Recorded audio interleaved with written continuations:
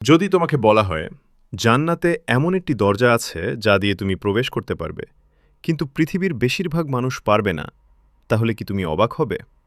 হ্যাঁ, দরজাটির নাম রায়ান। আমাদের প্রিয় নবী বলেছেন, জান্নাতে একটি বিশেষ দরজা রয়েছে যার নাম রায়ান।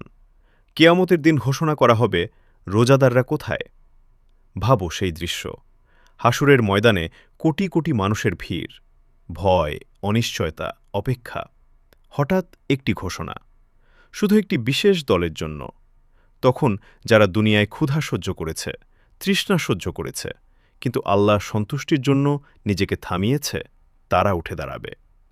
গরমের দিনে ক্লান্ত শরীরে কাজের মাঝেও তুমি পানি সামনে রেখেও পান করনি, কারণ তুমি জানো এটা শুধু না খাওয়া নয়, এটা এবাদত। কেউ তোমার কষ্ট দেখেনি, কেউ তোমাকে বাহবা দেয়নি, কিন্তু আল্লাহ দেখেছেন। আর আজ সেই ধৈর্যের প্রতিদান। রোজাদাররা এগিয়ে যাবে, রায়ান দরজার সামনে দাঁড়াবে, এক এক করে তারা প্রবেশ করবে। আর যখন শেষ রোজাদার প্রবেশ করবে, দরজাটি বন্ধ হয়ে যাবে। ভাবো তো, জান্নাতে একটি দরজা যা শুধু তোমার রোজার জন্য। রোজা শুধু অভ্যাস নয়, রোজা মানে আত্মসংযম। রোজা মানে আল্লাহর প্রতি ভালোবাসা। রোজা মানে নিজের নাফসকে জয় করা। আজ তুমি যে ক্ষুধা সহ্য করছ, হয়তো সেটাই একদিন তোমাকে নিয়ে যাবে রায়ানের সামনে।